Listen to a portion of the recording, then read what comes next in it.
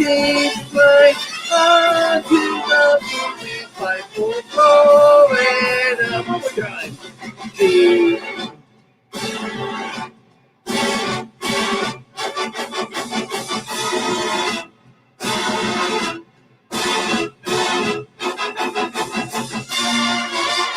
Go Gators! We'll be on your blue, waving forever. Forever cry for Florida, making forever. Forever song for the flag today. Cheer for the team to play. Onto the field we'll fight for Florida. Oh man, did that feel so good, ladies and gentlemen? I don't know why running on the treadmill 7 days a week. You don't want to hear that right there, so we kind of skipped that out. But so good to hear. Good evening, everybody, and we welcome you to this edition of the Animal Football Insider, coming at you from very snowy and blistering conditions in the confines of West Des Moines, Iowa. Just surely the Animal joining you tonight. We have a lot of things to talk about, so much to discuss over the course of the next hour. We have news coming from the Florida Gators. We got, we'll talk about, of course, the big game that's coming up this coming Sunday when the Buccaneers are now actually in the playoffs. Can you believe it? And as a Buc fan and a longtime Buccaneer fan, if anybody knows about me, I'm just very excited, very jubilated. Even the lovely one sometimes thinks that there's something wrong with me. I'm just been so excited. Well, we know about that, but that's another story altogether, right? Oh, good Lord. And of course, go ahead and comment in the chat room. Get your thoughts on this, what you think is going to happen in the game tomorrow. It should be an exciting game, and make no mistake about it. And we're just going to have a grand good old time tonight and talk a little bit of sports, and hopefully my good friend James Ludeman be able to join me a little bit later on in the show. I don't know if he's going to be able to, but we're going to see what happens with that. So just go ahead, sit back and relax. We're going to have a good time tonight. Make no mistake about it. As a matter of fact, I'll tell you what I'm going to do here. Let me go ahead and do this for this sorry dog, and I'm just going to go ahead and throw this out there and see if he wants to join me tonight. Also, I sent one out to somebody else. I know it's the holidays, so kind of hard to get people to come on board. David Waters and my other good friend, he'll come to me in just a minute. They were both in Houston in Dallas as they get ready for the game coming up tomorrow, as the Gators will be taking on Graham Hall. That's what I was referring to, Graham Hall. He's not able to they're not able to join us there in Dallas, getting ready to watch the game tomorrow, so we kind of understand that. Trying to see if I can get my other boy to come on board. I know Susan Cunningham was going to come on board and talk a little bit of Gator football and give us an update on some things that have been going on. I'm sending out notifications to them, see if they want to jump on board and talk some Gator football tonight. And we'll just see what happens. And if not, well, I guess, of course, it'll just be me for the whole night. So where do we begin? As always, of course, with the Florida Gators. Tomorrow night in Dallas, Texas, it will be the Cotton Bowl. The Florida Gators will be ready to take on the Oklahoma Sooners and a rare contest on a Wednesday night. For the Sooners, they're 8-2 on the year. The Gators are 8-3, thanks to that SEC championship loss they had last Saturday night. But folks, I got to tell you, if you've been watching the game and saw that game, you know that they lost by 6 points on the night. But I got to tell you, what I saw of this Florida Gator team was a team that fought hard, that never gave up. They just played their hearts out, and in the process, came within 6 points of the Alabama Crimson Tide, but it wasn't to be. We know that. Alabama's just too good of a team, and of course they're going to win. Hang on just a minute here. Been kind of a long day here, okay? Because we've been doing some very snowy conditions, and driving on these roads. If you ever driven in snow, it's very rough. It can get scary at times, and I just got in about an hour ago, so a lot of things happening. Trying to get ready for my show, but you're more happy to chime in and comment on what happened with the games. But I was very impressed with the way Florida played in that SEC championship game, and they came out and really just impressed me. And going into this Oklahoma game tomorrow night, I had the idea that this game that was going to be a very good contest because I figured that it would challenge the Oklahoma defense, one of the top defenses in all of college football, which we'll get into in just a couple of minutes. But that has kind of been changed over the course of the last 48 to 72 hours, and let me explain here in just a minute here. As some news came out of the Florida Gators over the course of this past weekend. Kadarius Toney, the wide receiver for the Florida Gators, and also Kyle Pitts. We knew about Kyle Pitts. He was going to opt out for the bowl game to get ready for the NFL draft. We knew that was going to happen. But we didn't expect others to opt out, and that's what apparently has happened. Because Kadarius Toney has dropped out, and also other wide receiver Trevon Grimes, he also has opted out, and now he is not going to be playing in the bowl game. And then several hours later, we found out that Jake Copeland, another wide receiver, he is definitely not going to play because of COVID issues. So we went off and wish him a speedy recovery, not just on the playing field, but in life in general. And we have the Animal Football Inside hope that he makes a full recovery. Now, we also got word of another player that dropped out. According to Nick Delatorre of Gators Territory, he is reporting and has confirmed that Marco Wilson, the defensive back for the Florida Gators, had decided to opt out as well, which might be a shoeless thing, but you had to understand what I'm talking about here. But there are reports that Marco Wilson has also opted out of the game tomorrow night. However, we have not received confirmation, and we don't even know if Marco Wilson made the trip to Dallas, Texas.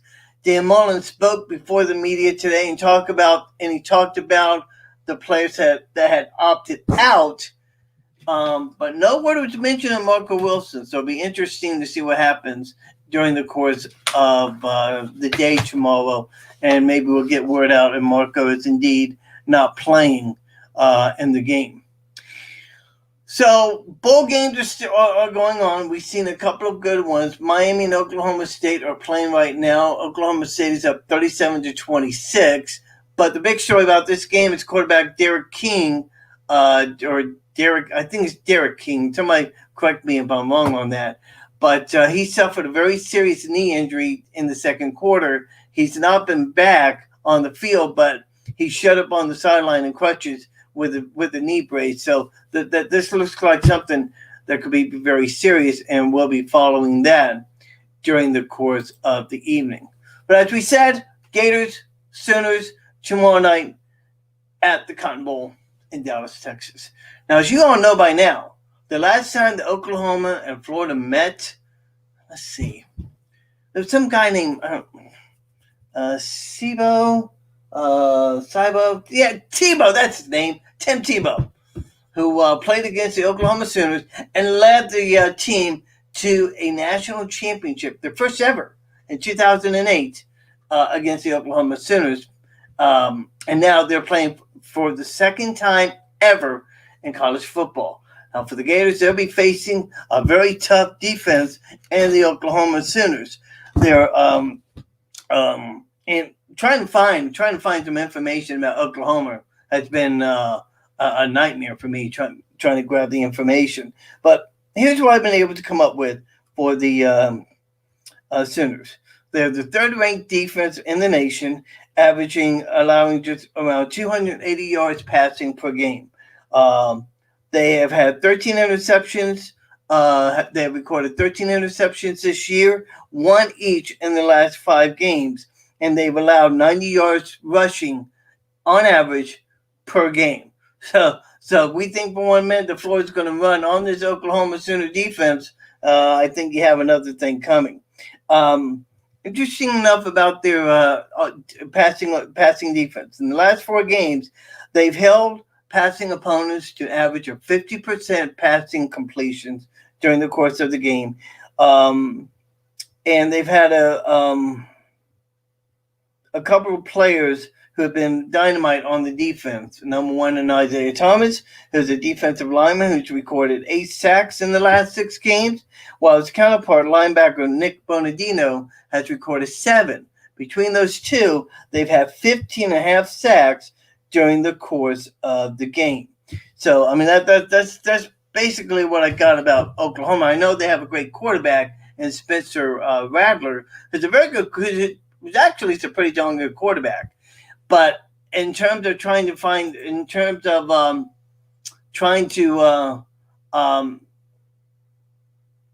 figure out, how this defense is going to play, well, that's going to be that'll be very interesting to see.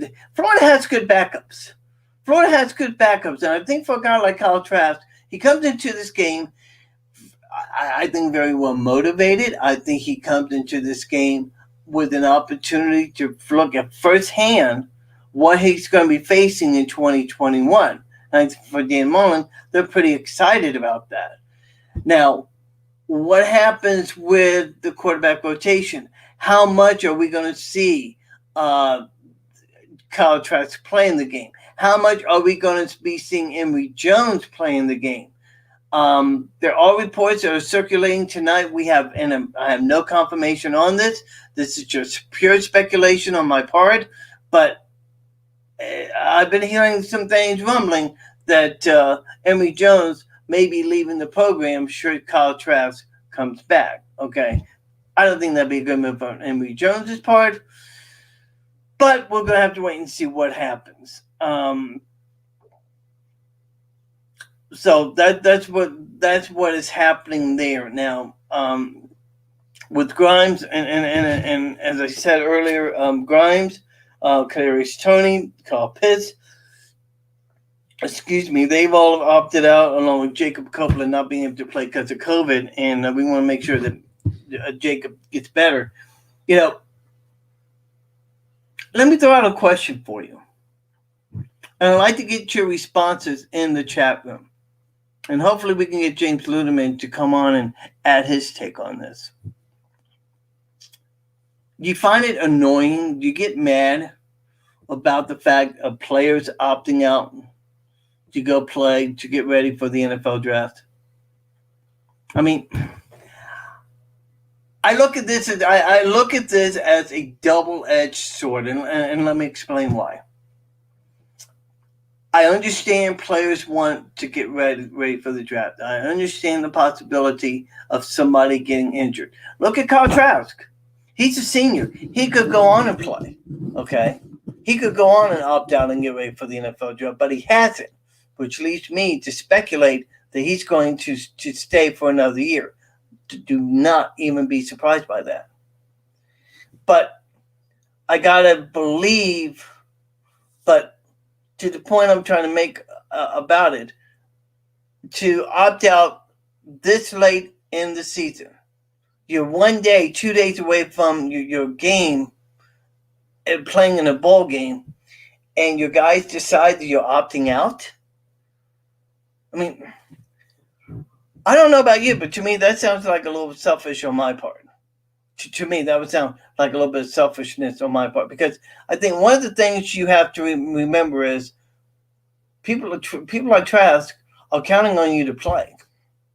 And now that this thing has come up the last minute, what do you do?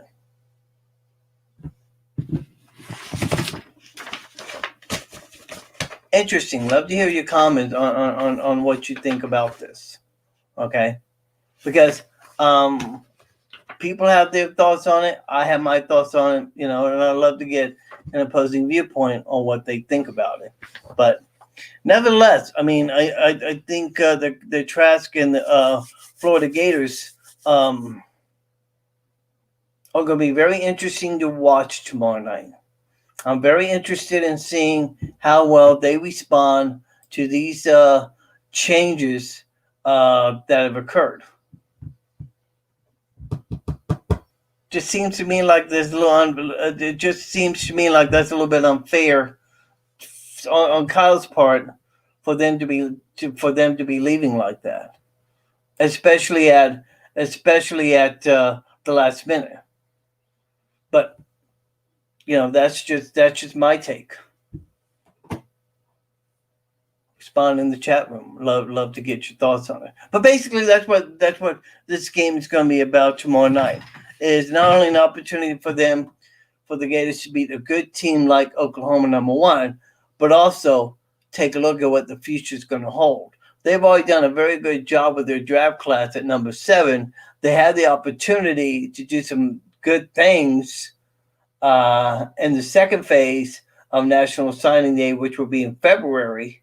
So that's going to be interesting. Oh, and by the way, Kyle Trask got selected to play in the Senior Bowl. So that,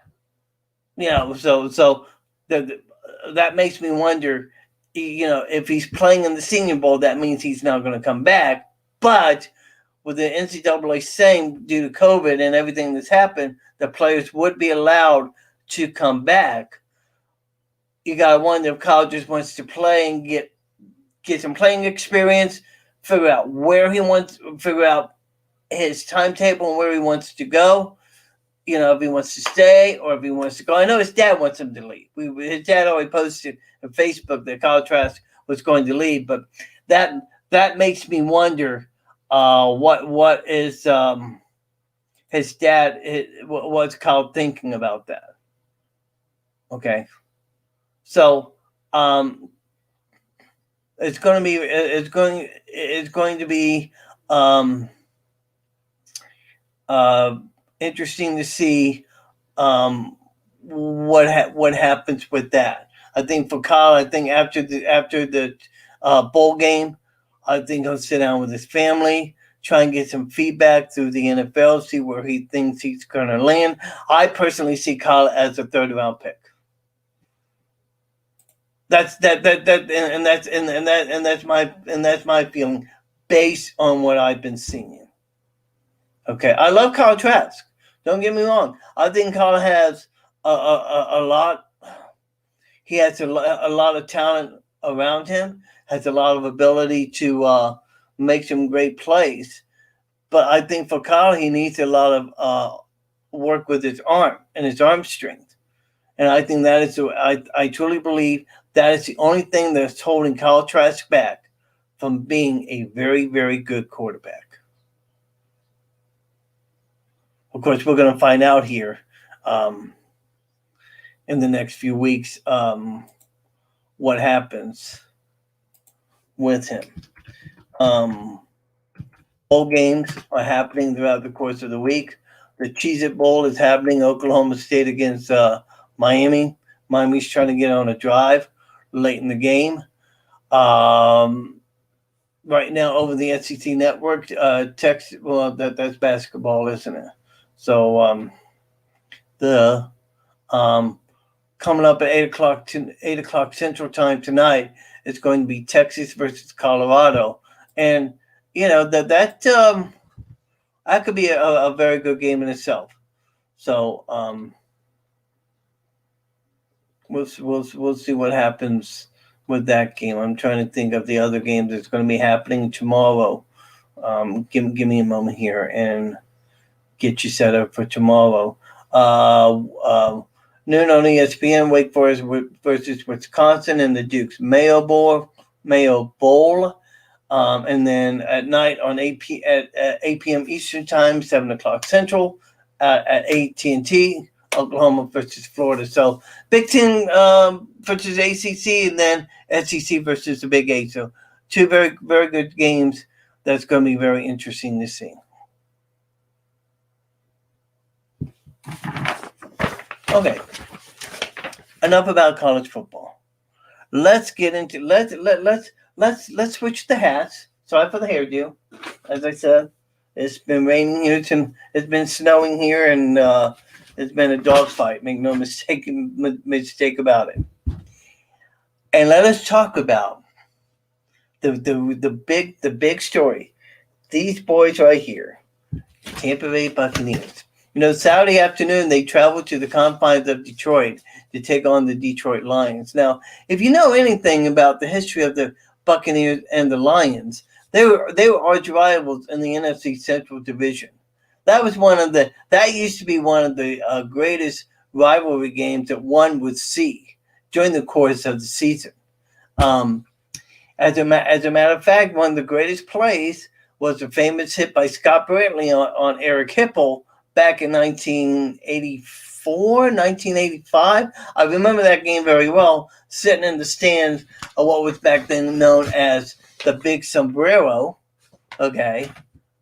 And that is one play that I will not forget as a Buccaneer fan. But anyways, Bucs and the Lions, they play in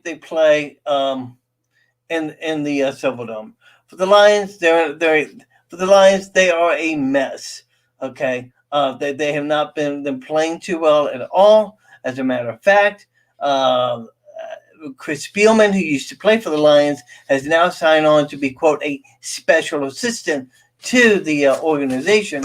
So they're beginning the process of trying to find a general manager and a new coach to coach the team. In the meantime, they had to go play on Saturday.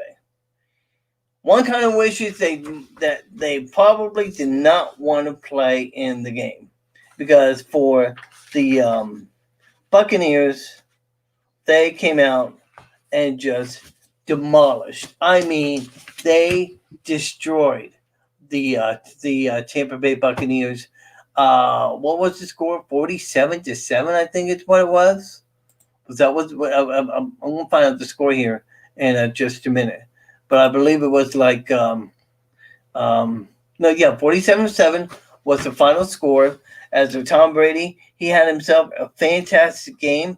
22 of 27 for 348 yards, 4 touchdowns, and folks, no INTs on the afternoon. None whatsoever. He had a perfect rating of 158.3. And to my knowledge, as a Buccaneer fan, to my knowledge, that has never happened during the course of, I think that's the first time that's ever happened in the history of the Tampa Bay Buccaneers. I could be wrong on that. If somebody wants to post that for me, let me know. But I believe that that's the first time that a quarterback nearly got a perfect rating in a National Football League game. So congratulations to Tom Brady on that. Mike Evans, he was targeted 12 times, caught 10 balls for 181 yards and 2 touchdowns on the game. Chris Godwin, coming off that broken finger, 5 catches, 84 yards, and he had a touchdown during the course of the game. Rob Gronkowski, 2 catches, 58 yards. One of them was a long 33-yarder for a touchdown. And the running game was, it was pretty good.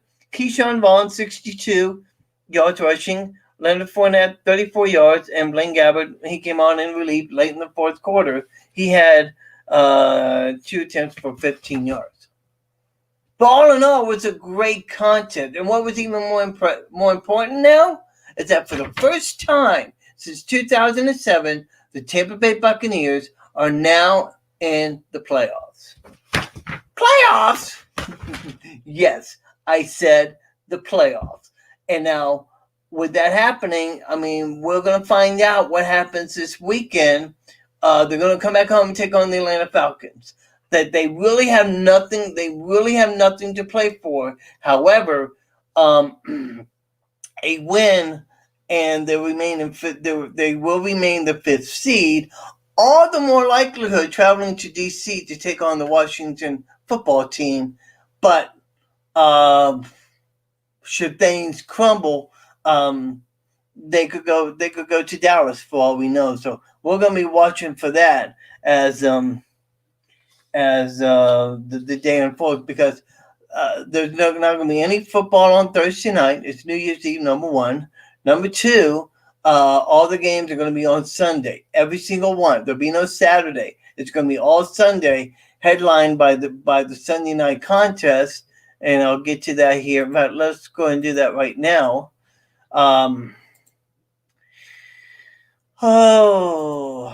Okay. So week 17, all the games are going to be at 12. They're going 1, 2, 3, 4, 5, 6, 7 games at 12, or 12 my time, I should say. And then the rest of the games, 1, 2, 3, 4, 5, 6, 7, 9 games at and the 3:25 slot, followed by the night game, Washington at Philadelphia.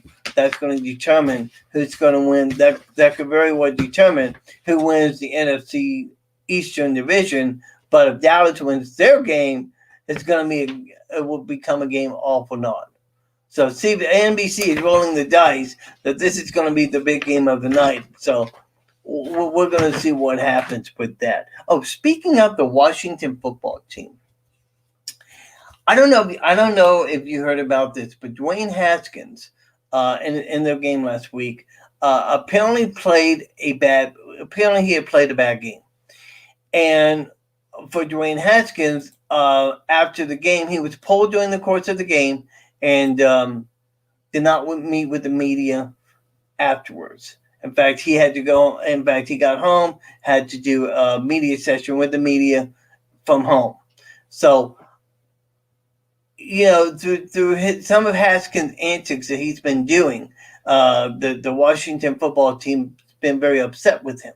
Now, remember, Haskins was drafted number 1 in the draft last year in 2019 and hasn't fulfilled to expectations as of now. On Monday, the team released Dwayne Haskins, and today he cleared waivers, meaning that he's free to sign with any team that he wants to. Now, I'll tell you right here now that having that happen, I think first of all, Haskins needs to grow up and realize and understand that he's no longer in college. This is the National Football League. He needs to be playing the game the way he needs to grow up and play, treat this game like a business, not like an affair or anything like that. And Booger McFarland of ESPN, former Tampa Bay Buccaneer defensive lineman, said some things about that on ESPN yesterday. And you go to YouTube and listen to that. He's spot on in what he had to say about Dwayne Haskins. So Haskins cleared waivers. Now, one of the things that's becoming interesting is the fact of possibility of signing Haskins to a free agent contract. But nothing's going to happen right now, especially with the Bucs getting ready for postseason. Last thing they need is a distraction. So I do not foresee the Bucs signing Haskins. Where he goes, though, that's going to be anybody's guess to see what happens. But back to the Buc game here. On the day, the Buccaneers have 588 yards on the afternoon, as compared to the Detroit Lions, which the defense held them to under 200. Yes, I understand it's the Detroit Lions. Yes, I understand it's not the best team in the world. They are not. They are not the New England Patriots, who, by the way, lost last night on Monday Night Football in a big way. In fact, they lost so bad that NBC, ESPN was able to get a shot of who's the head coach? Anyways, he called the head coach on the phone, slamming the phone up against the little wall there or something like that, and frustration. Bill Belichick. That's what I'm referring to. See, it's been one of those days, people, whereby I cannot even remember who is the head coach of the New England Patriots. That's what my day has been like today. We really want to, know the honest truth. So, and I was hoping to have Luderman come on. He hasn't joined me yet. I'm shocked and appalled by that. But then again, I'm the kind of guy that's just shocking in itself, aren't I? So, let's see here if I can get somebody else to come on here. Let's see here. Because I know if I get somebody, I can get them to come on. We can talk a little bit of football here, especially with the Tampa Bay Buccaneers. And I've sent out a few requests. Nothing as of yet. Kind of shocked and appalled, quite frankly. So I don't think we're going to be able to get anybody to join us here tonight. So it gets to just be me for just a little bit longer. So, as I said, Bucs would take on the Atlanta Falcons. 1:00, I believe, is game time. Am I right on that? Check that out. And then they'll decide the wild card weekend and what's going on there. Yes, 1:00 in the afternoon, the last home game of the regular season. Now, the way they have the wild card set up, they don't. But what's interesting is this: 3 games are going to be on Saturday, 3 games are going to be on Sunday. So Fox will get a game. Well, actually, this is going to be interesting to see how they work this, because Fox could get a game, NBC could get a game, CBS could get. That's interesting to see how that's going to work.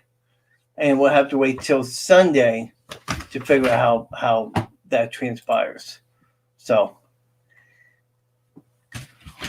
but that's how it is. 37-34, Oklahoma State is up on Miami with 3:21 to go. As you know by now, Derek King is not playing in the game. He's out, and we'll keep you posted on that.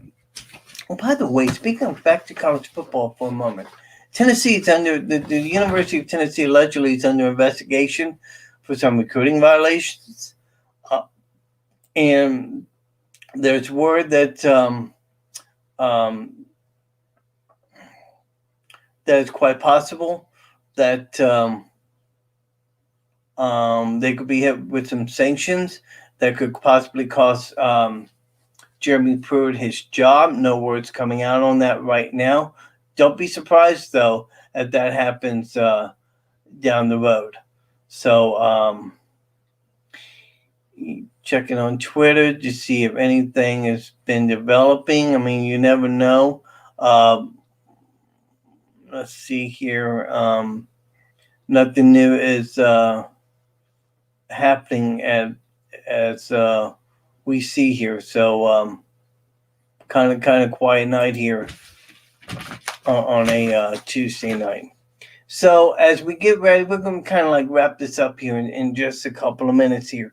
But a couple of interesting numbers from the game. Oh, by the way, Ronald Jones, who had been in COVID protocol, he's now out. He's okay. He should be able to play in the game this Sunday against the Atlanta Falcons.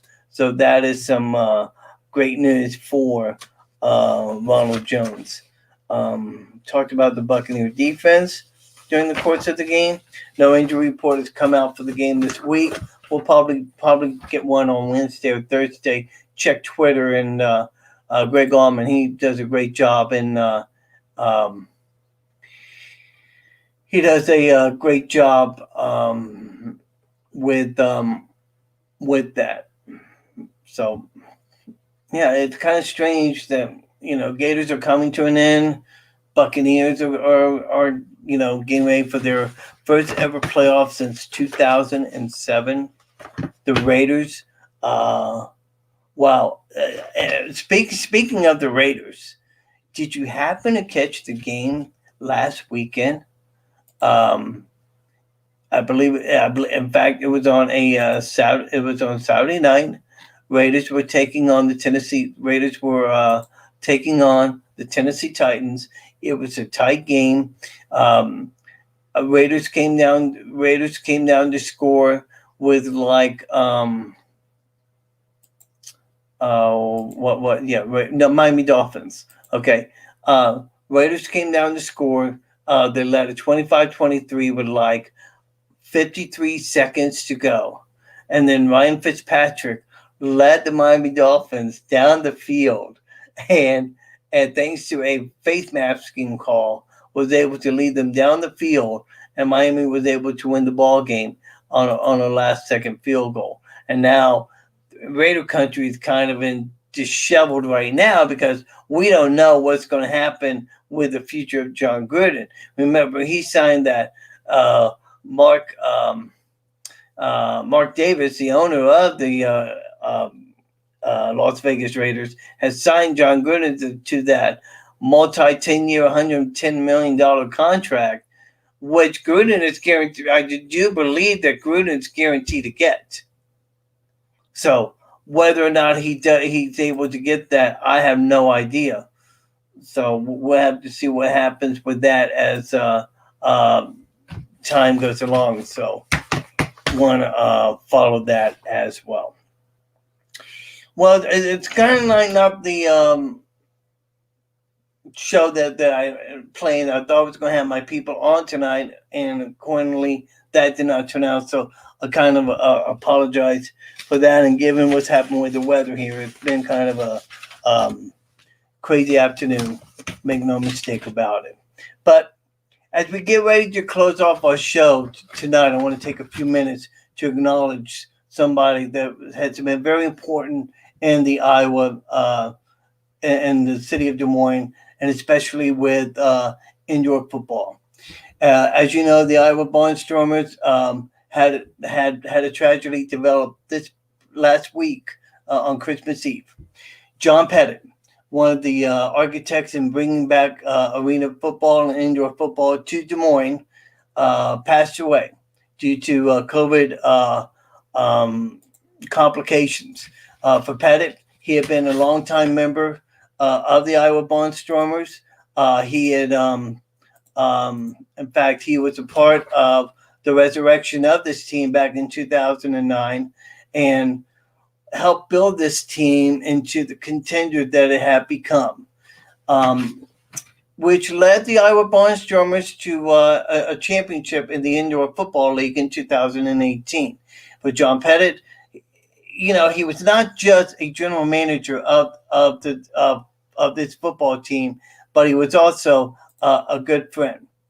For John Pettit, he employed the idea that not only was the team important, but fan support was important as well. And there was never a day that you could not reach out to John Pettit either by phone or just walk into his office on a normal day and talk football, talk about life, just generally talk about anything. John Pettit exhibited the classiness of a professional football team owner the way that most team owners would do. And he really was dedicated to bringing this team a championship, not just for himself and the organization, but for the fans. And for Pettit, he made sure that the fans were taken care of on a daily basis. And now with the passing of him, it leaves a big void with the Iowa Barnstormers. John Pettit is survived by his wife Janice and his two lovely daughters Jacqueline and Julie. We here at the Animal Football Insider and for Flight Crew, which I'm hoping I'm representing as well, would like to take this opportunity to extend our condolences to the family as well. That's going to do it for this edition of the Animal Football Insider. We're going to be back on Thursday. Hopefully talk about a Gator win against Oklahoma and talk about the Buccaneers as they get ready for their playoff game. You all take care. Have a good night. and God bless.